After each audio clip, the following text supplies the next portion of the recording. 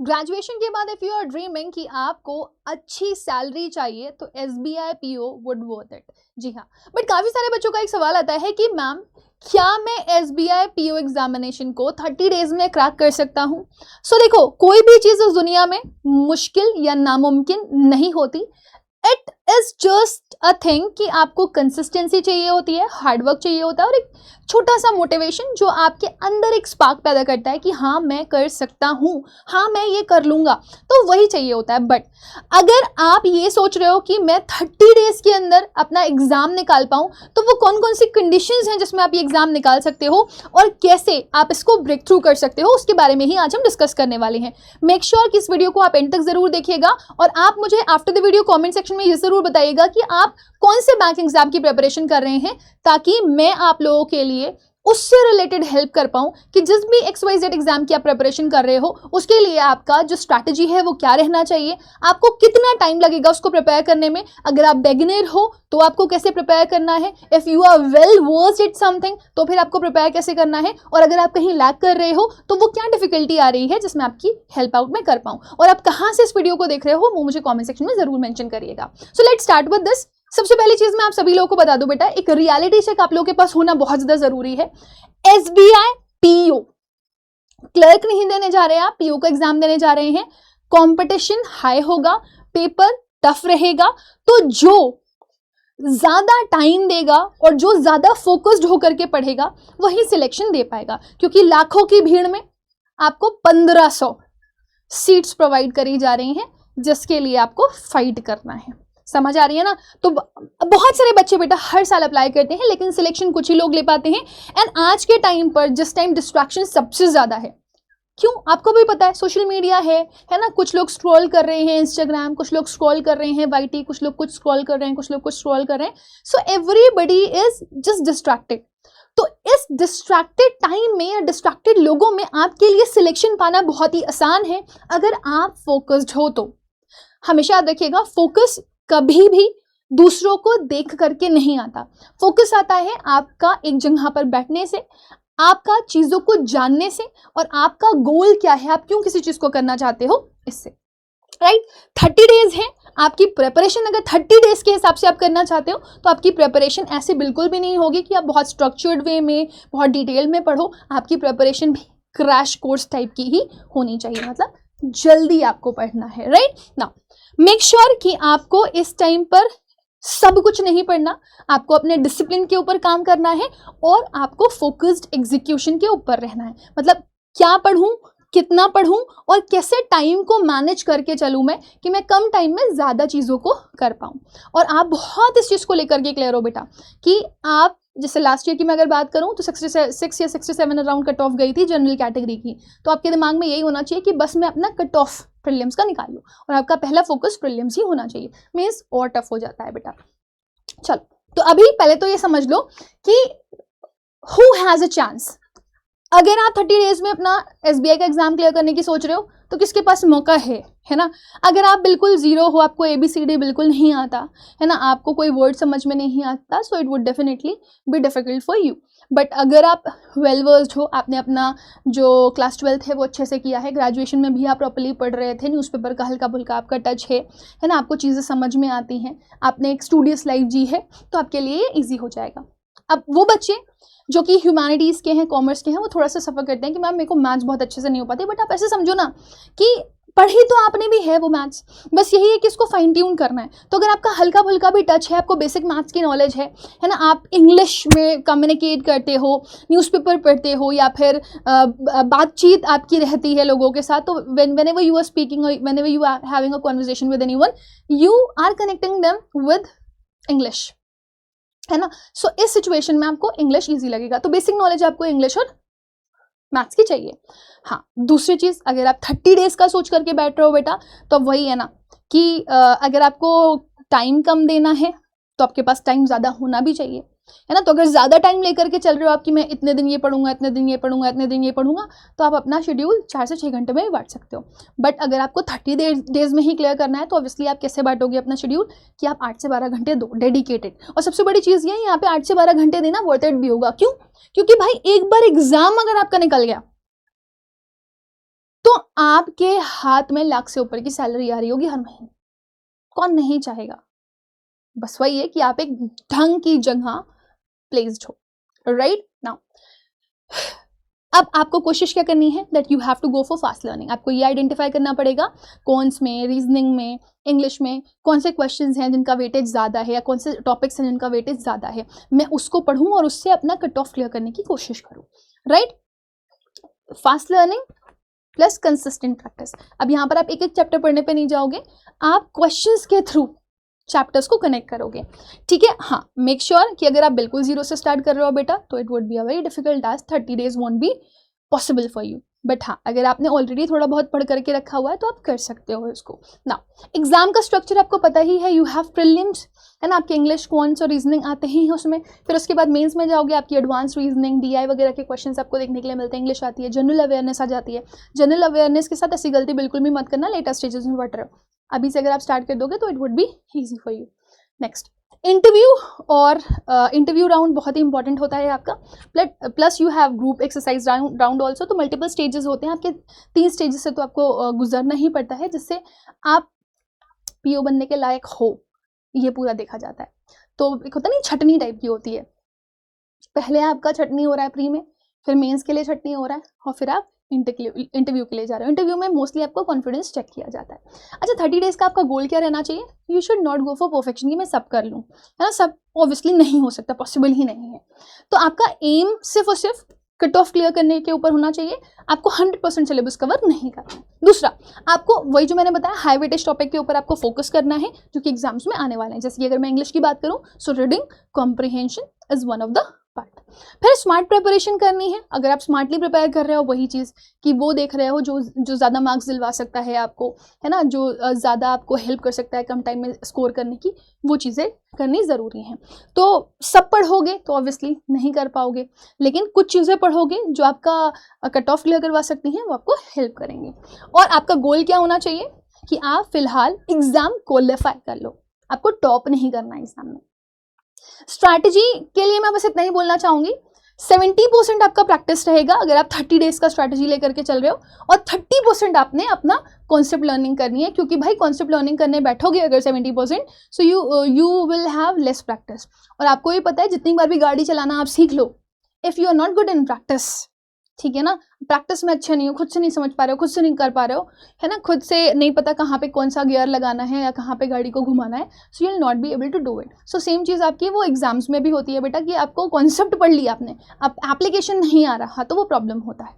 तो application is equals to practice, तो practice के ऊपर आपको फोकस करना है। प्रैक्टिस से क्या होता है ना, आपको समझ में आने लगता है, अच्छा ये पैटर्न है, यहाँ पर ये एरर बन रहा है, यहाँ पे इसका कुछ ये सेंस बन रहा है, ये पॉजिटिव वर्ड है, ये नेगेटिव वर्ड है, इसमें ये वाला कॉन्सेप्ट लगेगा, इसमें ये वाला रूल लगेगा, वो प्रैक्टिस से ही समझ पाओगे आप। डेली मॉक टेस्ट देना जरूरी है ताकि आप स्पीड और एक्यूरेसी के ऊपर खेल पाओ, क्योंकि एग्जामिनेशन हॉल में जाने के बाद अच्छा प्रेशर नहीं झेल पाता है, डर लगता है, पहले टाइम लगता है, फिर question time, question time, question, तो घबराहट बनी रहती है, घबराहट की वजह से आप नहीं कर पाते हो पेपर को। सो जो भी क्वेश्चंस प्रैक्टिस कर रहे हो आप, टाइमर लगा करके सॉल्व करो, करेक्ट करने की कोशिश ज़्यादा करो रात दिन जल्दी जल्दी करने की, ठीक है ना। तो ये आपको हेल्प करेगा आपके टेम्परामेंट को कंट्रोल करने में। डिफिकल्टी ऑफ क्वेश्चंस के ऊपर थोड़ा सा ध्यान रखना, जैसे अगर आपने कोई डिफिकल्ट क्वेश्चन को सॉल्व कर लिया तो इजी क्वेश्चंस आपसे इजीली ही हो जाते हैं। सो कोशिश करिए कि जब आप स्टार्टिंग वाले फेज में हो तो आप वो टॉपिक ज़रूर से ज़रूर करें जो कि आपको बिल्कुल नहीं आते हैं और आपने उसको पढ़ने हैं, और जो आपको अच्छे से आते हैं उसको भले ही आप कम टाइम दे रहे हो लेकिन उसको फाइन ट्यून करने की कोशिश करो।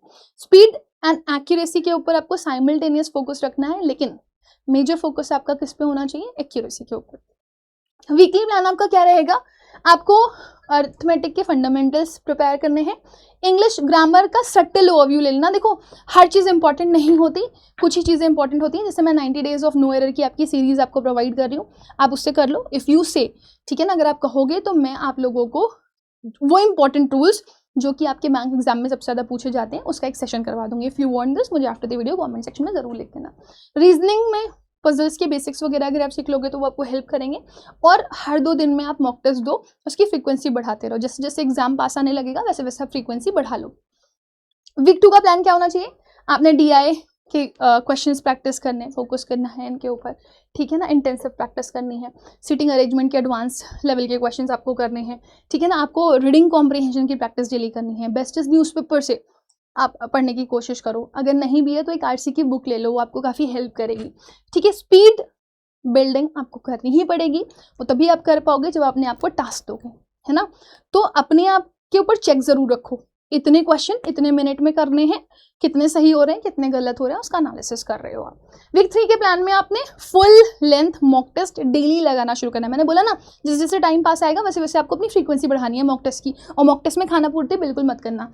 हर क्वेश्चन को आप देखो कौन सा सही है कौन सा गलत है तो क्यों गलत किया, है ना, सही किया तो क्यों सही किया, कॉन्फिडेंस आ रहा है कि नहीं आ रहा है, तो हर चीज़ पता होनी चाहिए। जो भी चीज़ में आप सिली मिस्टेक कर रहे हो या गलत कर रहे हो तो उसको जा करके थोरोली रिवाइज कर लो, ठीक है। तो वो ये वाला पॉइंट आई होप आपको क्लियर हो गया होगा। रिवीजन ऑफ वीक टॉपिक्स बहुत इंपॉर्टेंट है, क्योंकि देखो आपको क्लियर करना है एग्जाम। तो जो नहीं आता है, कमज़ोर है टॉपिक, जब आपको मॉक टेस्ट से पता चले ये नहीं कर पा रहे हो, तो उस इंडिविजुअल टॉपिक से रिलेटेड ज़्यादा से ज़्यादा क्वेश्चंस प्रैक्टिस कर लो, ठीक है ना। Training on effective time management is very much needed, और वो सिर्फ मॉक टेस्ट से ही आती है और कहीं से नहीं आती। वीक 4 के प्लान में आपको 2 मॉक टेस्ट देने हैं पर डे। बोला ना, जैसे जैसे आपका टाइम आगे बढ़ेगा वैसे वैसे आपको मॉक टेस्ट की फ्रीक्वेंसी बढ़ानी पड़ेगी। रिविजन जितना ज़्यादा हो सकता है करिए, कोई नया टॉपिक मत स्टार्ट करिए, क्योंकि आपको सिर्फ कट ऑफ क्लियर करनी है, ये आपके दिमाग में होना चाहिए। रैपिड रिविजन करंट अफेयर्स का आप करेंगे for your mains examination, but अगर आप प्री के लिए कर रहे हैं so you can skip it for time being. Focus आपको रखना है एग्जाम की रेडीनेस के ऊपर, कि अभी क्या पैटर्न चल रहा है ना, किस तरह के क्वेश्चंस आ रहे हैं, कौन से पहले करूँ कौन सा बाद में करूँ, जिससे मुझे ज़्यादा मार्क्स मिल सकते हैं, ठीक है। प्रीलिम आपका फोकस एरिया होना चाहिए। सिंप्लीफिकेशन, अप्रॉक्सीमेशन, है ना, you have to go for it's like you have to go for tricks and all. तो वो आपको कुछ कुछ वीडियोज़ में मिल जाएंगे अपने टीचर्स के, तो आप उनको ज़रूर गो थ्रू कर लीजिए। पजल्स का वेटेज अच्छा रहता है, तो आप कोशिश करिए कि डेली आप ये काम करें ही करें, ठीक है ना, ये बहुत हेल्प करेगा आपको। रीडिंग कॉम्प्रीहेंशन का भी वेटेज ज़्यादा रहता है, तो reading comprehension daily 2 reading comprehension लगाओ। आप डेली 2 रीडिंग कॉम्प्रीहेंशन लगाओगे ना, तो एक भले ही समझ से नहीं हुआ फिर दूसरा समझने लगोगे। तो बोलते नहीं है, जब एक काम बार बार करने लगते हो तो कैसे नहीं आएगा, वो वाला थॉट डेवलप हो जाता है आपके अंदर। DI ऑब्वियसली आपको प्रैक्टिस करनी ही है, that is an important part. तो tables, bar graph, pie charts जितना कर सकते हो उतना करो, ठीक है ना। मेंस के फोकस एरियाज आपके क्या क्या रहने चाहिए, आपको कॉम्प्लेक्स पजल, क्योंकि भाई टफ आता है पेपर, है ना। कुछ साल तो ऐसा भी रहा है कि घटाओ 0 गई है, बवाल भी हुए हैं, बट अभी नहीं। तो थोड़ा सा इस चीज़ के ऊपर ध्यान देना है आपका, कि आप एडवांस लेवल के क्वेश्चंस कर रहे हो।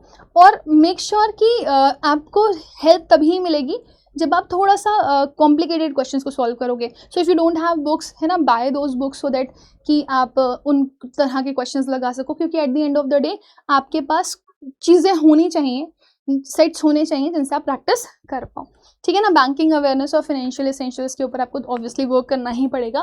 बाकी descriptive writing for practice, SAN letter, है ना, you have to go for this. मतलब डिस्क्रिप्टिव राइटिंग भी बहुत इंपॉर्टेंट होता है, ऑल्दो अभी इसका थोड़ा वेटेज मतलब सिलेबस वगैरह वही है, बट आपका जो लाइक मार्क्स है उसको थोड़ा कम किया गया है, बट ये भी इम्पॉर्टेंट पार्ट है। और ये जब आप प्रैक्टिस में होते हो, रीडिंग वगैरह आपकी अच्छी होती है तो आप कर लेते हो, है ना। उसके अलावा कॉमन मिस्टेक्स जो आपने नहीं करनी है, ठीक है, सब कुछ नहीं पढ़ना, वही जो मैंने आपको पहले भी बोला था, क्योंकि सब कुछ पढ़ने बैठ जाओगे तो आप थक जाओगे, ठीक है। मॉक टेस्ट इग्नोर करोगे, सबसे बड़ा प्रॉब्लम है। मॉक टेस्ट स्पीड और एक्यूरेसी आपकी बिल्ड कर रहा है, आपको जो पेपर पैटर्न है वो आइडेंटिफाई करने में हेल्प कर रहा है, आपको डिफिकल्टी ऑफ क्वेश्चन समझ में आ रहे हैं। बाकी आपको एक स्ट्रैटेजी मिल रही है कि किस तरीके से आप क्वेश्चंस को अटेम्प्ट करो, कौन सा पहले करना है कौन से बात करना है, ये वाला। क्योंकि जनरली ऐसा होता है कि बच्चों को पता ही नहीं होता पेपर अटेम्प्ट कैसे करना है। इग्नोर नहीं करना है आपको, स्पीड आपको अपनी डेवलप करनी है, क्योंकि अगर एक ही क्वेश्चन पे अटके रह जाओगे तो फिर गए।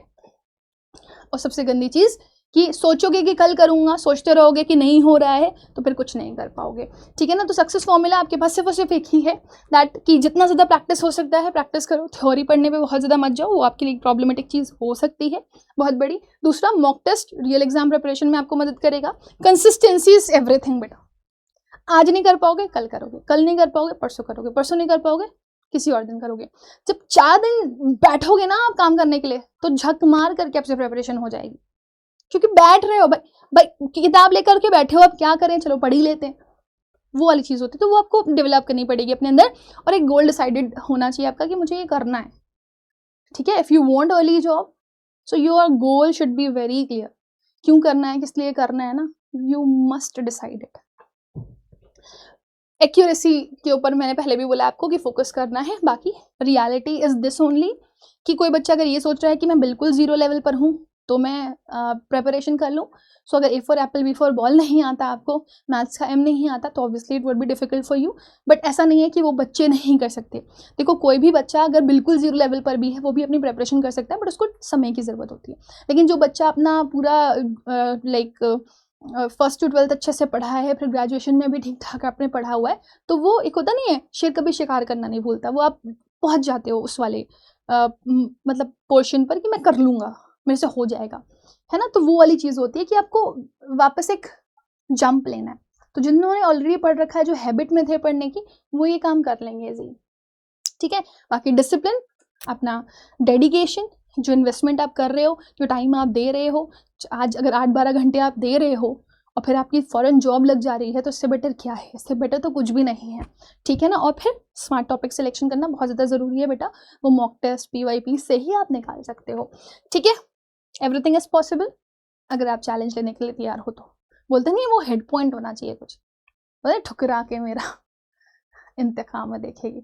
So it's just like this कि ऐसा कैसे नहीं हो सकता कि मैं नहीं कर पाऊँ। कुछ लोग के अंदर ये चीज़ होती है कि ऐसी कोई चीज़ नहीं है जो मैं नहीं कर सकता। तो अगर वो अप्रोच से आप भी प्रिपेयर करो कि दुनिया में ऐसा कुछ भी नहीं है जो आप नहीं कर सकते, तो फिर आप कर लोगे, ठीक है। सो मेक श्योर कि आप कंसिस्टेंट रहो, फोकस्ड रहो और थोड़ा स्ट्रैटेजी के साथ पढ़ाई करो, सब कुछ होगा। With this let me and with this session. अगर आपका कोई डाउट हो, कहीं कोई चीज़ आपको हिट कर रही हो, कुछ आपको लग रहा हो नहीं इट्स कंफ्यूजिंग, आपसे नहीं हो रहा है, तो आप मुझे कमेंट सेक्शन में ज़रूर बताओ। और हाँ, साथ में मुझे ये ज़रूर बताना कि आप कहाँ से बिलोंग करते हो, so that I will help you out कि अभी आपके पास कौन कौन सी अपॉर्चुनिटीज़ हैं और आपके लिए क्या बेहतर हो सकता है। So thank you everybody, bye bye, take care, God bless you all and make sure it's not like this कि आप नहीं कर सकते हो। अगर आपको अपने ऊपर विश्वास है तो सब हो जाएगा।